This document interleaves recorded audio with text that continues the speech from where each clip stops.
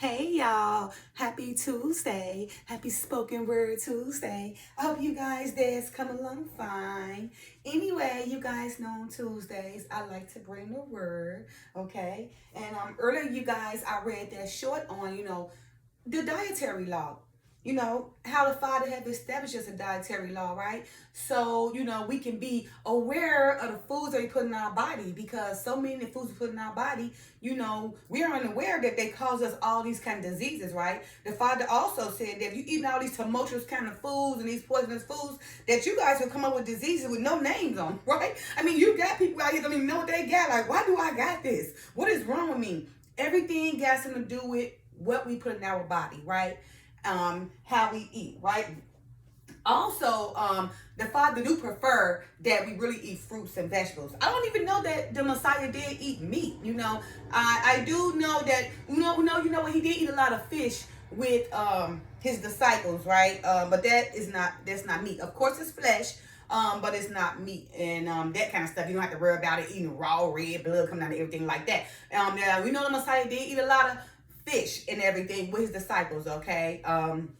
But I didn't really hear about him eating too much meat, right? But God, who is his Father, did it, like I say, establish a dietary law. The meats we can't eat, the meats we can't eat. The flesh that we can't eat, the flesh that we can't eat, right? Things that's clean for our body, things that's not clean for our body, right? I don't know if you guys, is aware that during the time of Moses, the time when Moses was walking with the Israelites 40 days and 40 nights, right? They when they came out of Egypt, the Israelites would come at Moses like, oh, you should have left us there and die. At least we can eat. At least we had this, right? They didn't have no faith in the Father, right? As Moses was leading them, right? So there was this time that the Israelites keep going to Moses. We need to eat. We want some flesh and all that. So what the Messiah did, what God did was gave them quail, right? You know what? He allowed the people to get the quail all day and all night because the people lusted for this quail, right? So because they want this quail, the Father allowed them to eat the quail, right? And what happened was because they lusted for the quail so much, wow, the quail was still in their mouth, error before time. While the quail was erring their mouth, or before time in their mouth, the Father was killing them because they lusted so much for that quail, because they were so much lust of the flesh, right? Also, as it is written, I wrote this down so you guys can know. This is Numbers 11, verses 32 to 34, KJV version, right? This is when the Father talks about, how he killed all them because of how they was lusting over all the flesh, right? Okay, so let's go. Numbers 11, chapter 32, verse 34, KJV version. For verse 32, I just put a little bit, right? Just let you guys know. Verse 32 tell you the people stood all day and all night gathering quails. And because they did that, verse 33 says, and while the flesh was yet between their teeth, ere it was chewed, the wrath of the Lord was kindled against the people with a very great plague. And he called the name of that place Cabra the Hatavah, because they buried the people that lusted. Because there they buried the people that lusted, right? So you guys see, because of the people, they was lusting so much for flesh. When the Father was giving them manna, from the heaven and the waters from the rocks, but they wanted flesh because they had just came out of Egypt, right? And the Father loves us. He wants to see us happy, right? So he was going to allow them to eat the quail, but they started lusting over quail, wanted it so much until the Father killed them while the quail was in their mouth before they even got a chance to eat it, right? Because they lusted over so much of that quail, and because of that place, the Father named it Kerber the Hatavah, because there they buried the people that lusted over all that quail, right? Now, I just want you guys to know that Ezekiel 47:12, it's telling you, about the fruits and the medicine, right? All right, so Ezekiel 47, chapter 47, verse 12, reads as follows. And by the river upon the bank thereof, on this side and on that side, shall grow all trees for meat, whose leaf shall not fade, neither shall the fruit there be consumed. It shall bring forth new fruit according to his months. because their waters they issue out of the sanctuary, and the fruit thereof shall be for meat, and the leaf thereof for medicine. Again, and the fruit thereof shall be for meat, and the leaf thereof for medicine. One more time. And the fruit thereof shall be for meat, and the leaf thereof for medicine. Right? So right there, the Father's telling you, I mean, he's growing all these trees and, seeds and everything that's coming out the ground to let us know the fruit should be for meat and the leaves for medicine. So he already given us what we want, right? Now, even though we eat meat, he did supply us with the fruits and vegetables that will allow us to live long, right? Even the time, when Daniel went, I think, with Nebuchadnezzar, and with the king, he didn't want to eat the king's portion because he already knew that he'd be way more stronger if he eat vegetables and fruits, right? So he told them, look, tell the king, give us 10 days. I don't want to eat that portion. Give us 10 days, and I do not eat that meat or none of his portion. And allow us to eat these vegetables 10 days and watch how we be more stronger. In fact, that's what they did. In those 10 days, that was more stronger. And they showed him they don't need meat because the kingdom thinking the meat make them strong, and everybody thinking the meat make them stronger. But the meat, in fact, don't make you stronger. The meat actually slowly kills you because it's death, right? Anything you put death in your body is going to kill you anyway. We know that fruits and vegetables are life because they grow. There's a seed, and it grows. But in order to eat meat, we got to kill it before we eat it, right? So there we go. Remember, again, and the fruit thereof shall be for meat, and the leaf thereof shall be for medicine. And that is in Ezekiel chapter 47, verse 12, okay? Also, Isaiah 66:17 talks about how people think they doing something, sneaking around, eating abominative foods and everything, thinking it's not doing nothing to them. If you not think it's not doing it to you, then you're kind of like almost probably reprobate. Because reprobate basically is someone that the Father calls to believe things that is illusion, make them think that all this and that is good, but it's not good. It's the total opposite. They're lost. They're reprobate, okay? So Isaiah 66:17 just telling you guys, those who call themselves hiding and sneaky and eating things, think they're getting away, thinking nobody's seeing them. Don't nobody else gotta see you, but the Father see you, right? And believe you me, whatever you're going in your body, you're gonna pay for it in the end. Whether it come with a high blood pressure, diabetes, diseases you can't name, obesity, excuse me, everything, right? And that's written in the blessings and curses in the Bible, right? Stating that the things we eat determine how we going to become as we get older. Either it's going to weaken us or strengthen us, right? Either it's going to make us live longer or it's going to cause us to die surely, slowly, but surely, or even probably fast, okay? All right, so Isaiah chapter 66, verse 17, KJV version. They that sanctify themselves and purify themselves in the gardens behind one tree in the midst, eating swine's flesh, and the abomination and the mouse shall be consumed together, said the Lord. So he just said that we all know that eating pork is an abomination. Eating the mouse, what he's saying, the squirrel, the alligator, those are abominable things. The mammal, the reptile, you can't eat all those things. There is a restriction of the flesh we should eat. So while you around here hiding behind trees, eating abominable things like pork and these creepy little things, the creepy fowls and the creepy things that crawl on the four legs, like I say, like skunks and squirrels, alligators and possums. You're not supposed to be eating that. That's why you getting all these health problems, getting all these diseases with no names you can't get rid of, right? With that being said, I am going to read Leviticus 11. These are the dietary laws. Now, keep in mind, the Father did allow us to eat meat, but it comes with a restriction. Although he allowed us to eat meat, he preferred us to eat fruits and vegetables. The only reason we eat meat is because the people want to eat meats. And I believe meat didn't come about during around time, Abraham time. Before, during the forefathers and the ancient times, they wanted to eat meat. Okay, it was fruits and vegetables. But down the line, I believe when Abraham came, that's when the meat started coming. Because remember, Abraham wanted Esau to fix their venison, right? And there wasn't nothing wrong with that, but I'm just saying, and that they was living longer back then when they wanted to eat meat. But when they start eating meat, people start, their lifespan start getting a little bit lesser, right? All right, so, like I said, I'm going to read Leviticus 11. Leviticus 11 is telling you what you can eat and what you can't eat, the dietary laws.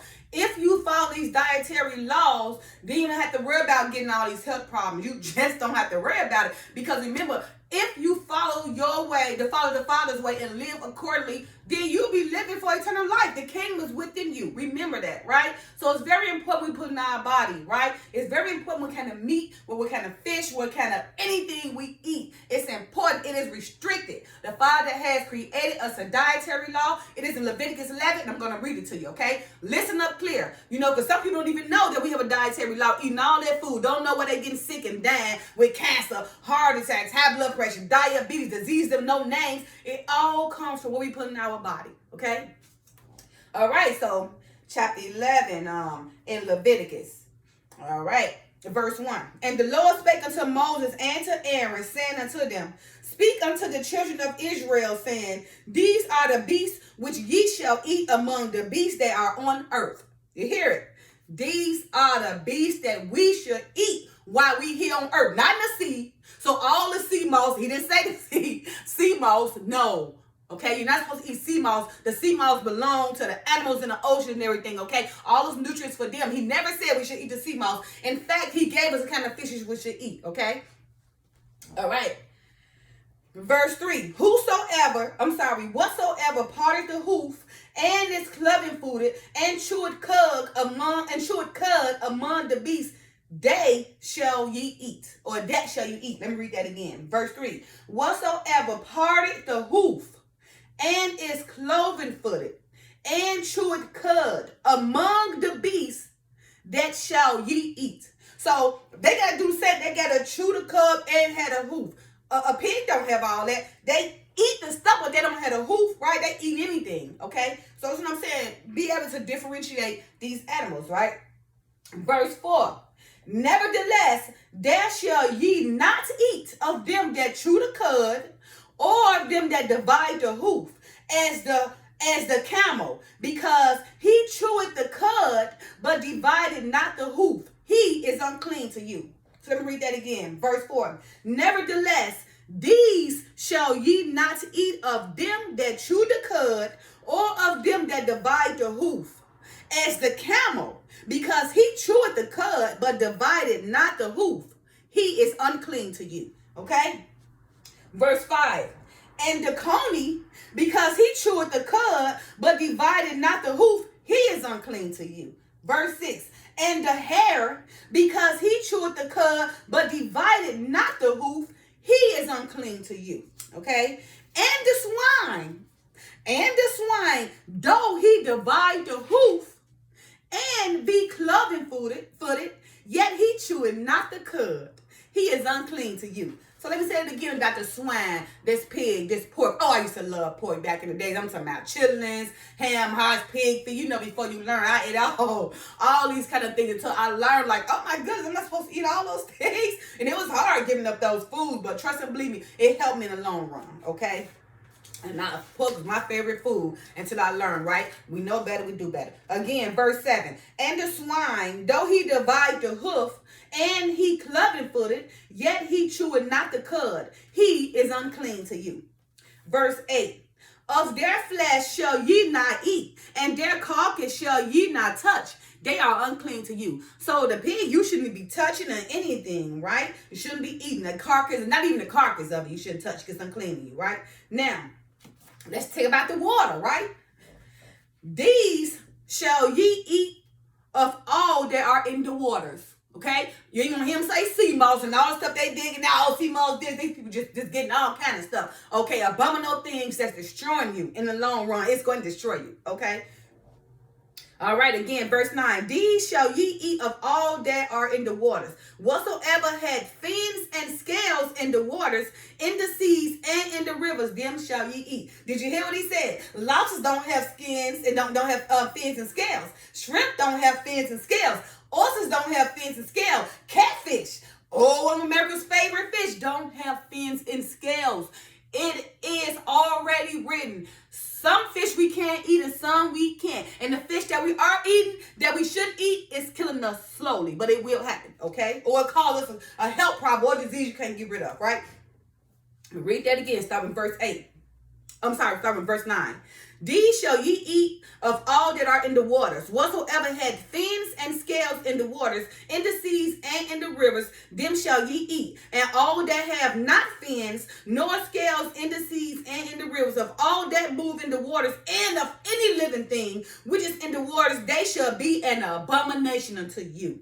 They shall be even an abomination unto you. Ye shall not eat of their flesh, but you shall have their carcasses in abomination. You see? So they can say, oh, listen, lobster is a favorite dish. But back then, during slavery time, lobster was crap. That shrimp, that was for the slave. It was slave food. You see how they turn everything around, making the bottom feeders a delicacy. Which is the delicacy that's going to kill you in the long run or cause you diseases that you don't even have a name for. Or all these health problems, taking all this medicine because of what you put in your body. Because how can you otherwise get sick if you don't eat nothing that will make you sick? So if you just drink some water, eat fruits and vegetables, how do you get sick? Remember, what we put in our body when it comes to the flesh and GMOs, everything that's going on, everything so processed, that's what's getting us sick, okay?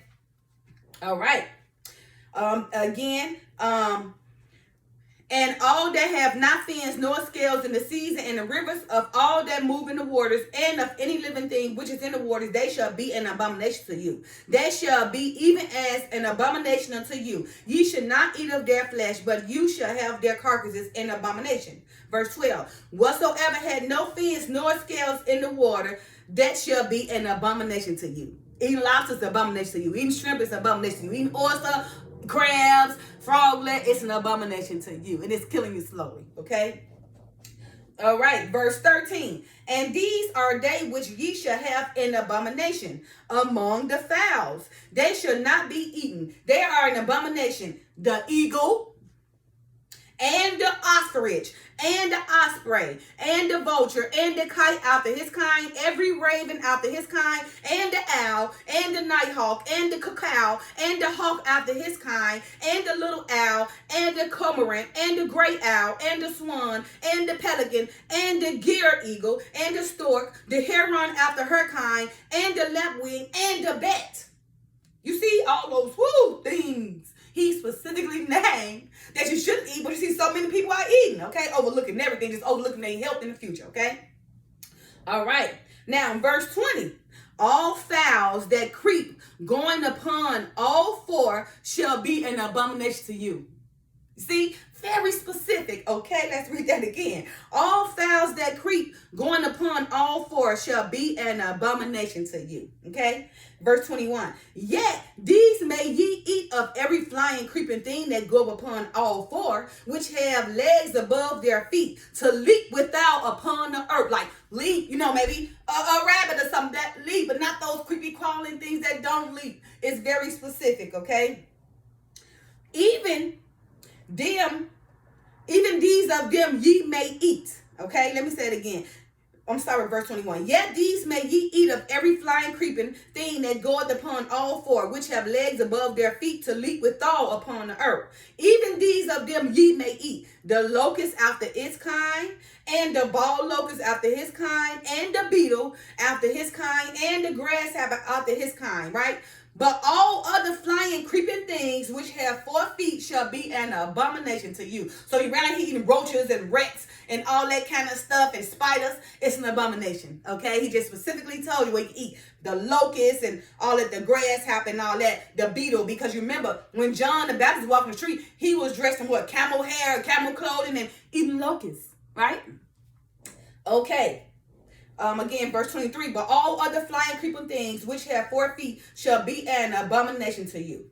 Verse 24, and for these ye shall be unclean. Whosoever touch the carcass of them shall be unclean until the even. And whosoever beareth all of the carcass of them shall wash his clothes and be unclean until the even. So you touch these carcasses, tell you're going to be unclean. Now you need to wash yourself and be unclean till the even, okay, which is the evening, okay?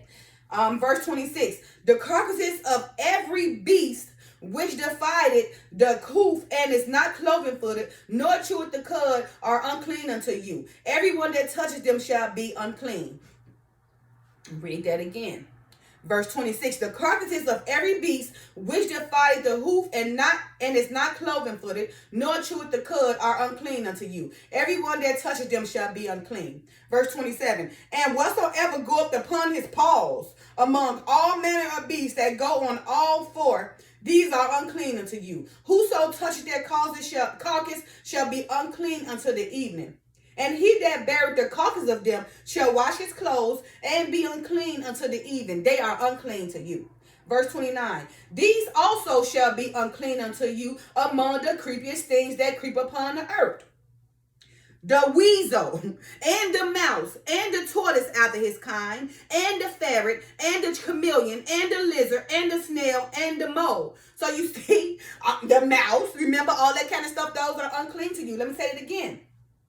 These also shall be unclean unto you among the creeping things that creep upon the earth. The weasel, and the mouse, and the tortoise after his kind, and the ferret, and the chameleon, and the lizard, and the snail, and the mole. These are unclean to you among all that creep. Whosoever doeth touch them, when they be dead, shall be unclean until the evening. Okay, verse 32.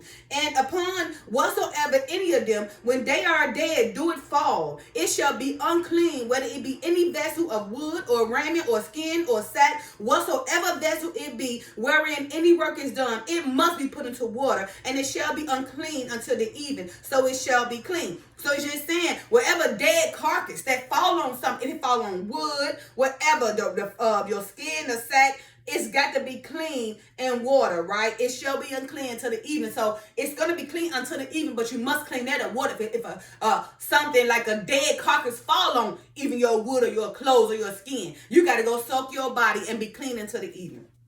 Wash your clothes, whatever it is, wash whatever it fell on. Verse 33, and every earthen vessel whereinto any of them falleth, whatsoever is in it shall be unclean, and ye shall break it. Right? So it's just saying, if something fall like on a vase or something like that, that's of glass, ceramic, right? Earthen vessel, right? Whereunto this dead carcass fallen, it should be unclean. You should just go ahead and break and get rid of that, okay? Verse 34, of all meat which may be eaten, that on which such water cometh shall be shall be unclean. And all drink that may be drunken, every such vessel shall be unclean. I'm read that again, verse 34. Of all meat which may be eaten, that on which such water cometh shall be unclean, and all drink that may be drunk in every such vessel shall be unclean. Just talking about the carcass, that dead carcass fall, it shouldn't be unclean. Your body, your clothes, wash yourself, and it should be unclean to the evening, whatever it is, okay? But if it fall on the vase, something ceremony, you should break it, okay? All right, verse 35. And everything whereupon any part of their carcass falleth shall be unclean, whether it be oven or range for pots, they shall be broken down, for they are unclean and shall be unclean unto you. So all these things, the abomination, all these animals, the carcass, the dead carcass, if it fall on you, any earthly vessels, no matter what it is, okay, it should be unclean to you until evening, okay? If it fall on the pots, it's unclean unto you, okay? It should be broken down. Verse 36, nevertheless, a fountain or a pit wherein there is plenty of water shall be clean, but that which touches their carcass shall be unclean. Verse 37, and if any part of their carcass fall upon any sown seed which is to be sown, it shall be clean. Okay, so if it fall on the seed, then it shall be clean. You have to worry about that. All right, verse 38, but if any water be put upon the seed, and any part of their carcass fall thereof, then it should be clean unto you, right? So it's just telling you, right, nevertheless, if found in a pit where is the plenty of water, it should be clean because you can clean it, right? But that which touches the carcass should be unclean. Okay, that should be clean, but if you touch the carcass, should be unclean. You would be unclean, meaning you have to go clean yourself and be unclean until evening, right? But if any water be put upon that seed, right, okay, and the dead carcass touch it, right, then it shall be unclean, okay? Wherever that seed sown, wait a minute, any part of falling, I'm sorry, and if any part of their carcass fall upon any sown seed to be sown, it shall be clean. But if any water be put upon that seed, okay, and any part of that dead carcass fall therein, it shall be unclean unto you, okay? Verse 39. And if any beast of which ye may eat die, he that touches that carcass thereof shall be unclean to the even. So it's saying that you can't even eat meat or flesh that you didn't even kill. You can't eat no flesh or no meat that's died of itself. Or been, you got to kill it before you eat. You cannot eat nothing that's contaminated, died of itself, because it's contaminated. Okay? All right. Verse 40.